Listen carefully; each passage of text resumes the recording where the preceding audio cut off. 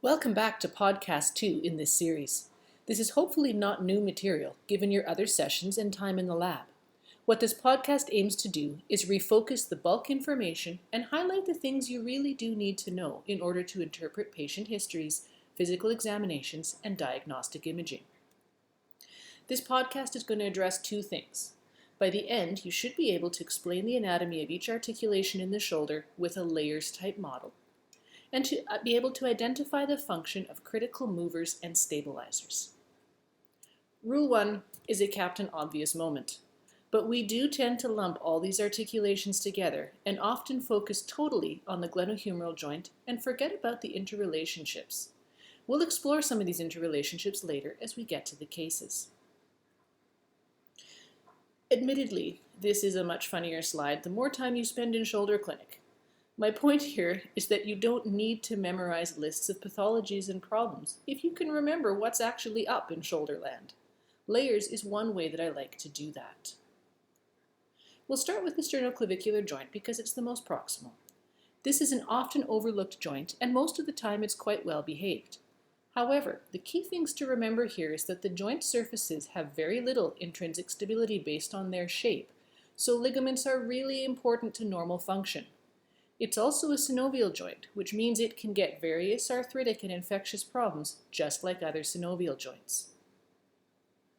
Next is the acromioclavicular or AC joint.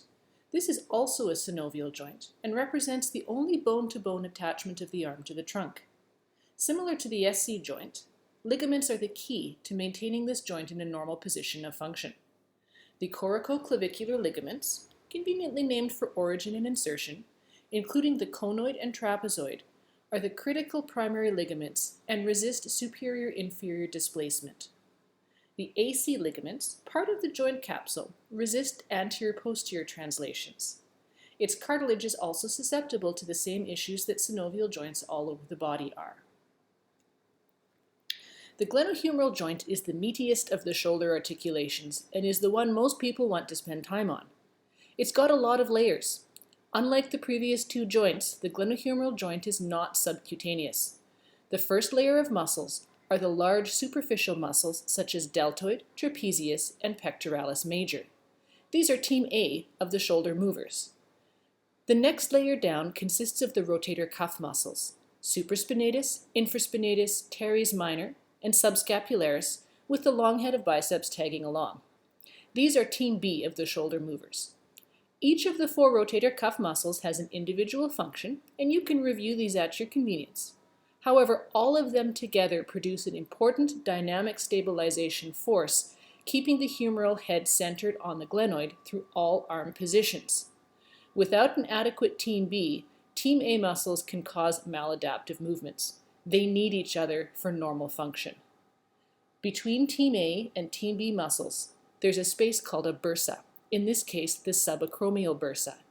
Its function is to lubricate and ease the passage of the rotator cuff under the deltoid and acromial processes. It's also responsible for a lot of human misery, but more on this later. The next layer in is the capsule, labrum, and capsular ligaments. Together, these create critical static stabilizers for the glenohumeral joint, and we'll also cycle back to this. Finally, as a synovial joint, the glenohumeral joint is subject to the same arthropathies as other synovial joints. The final articulation is the scapulothoracic articulation. I have not seen this movie and have heard it strains credulity. But if the glenohumeral joint is like regular shark, the scapulothoracic joint is the Meg. If you don't deal with it explicitly, it'll come back to bite you in the end. So what's the deal?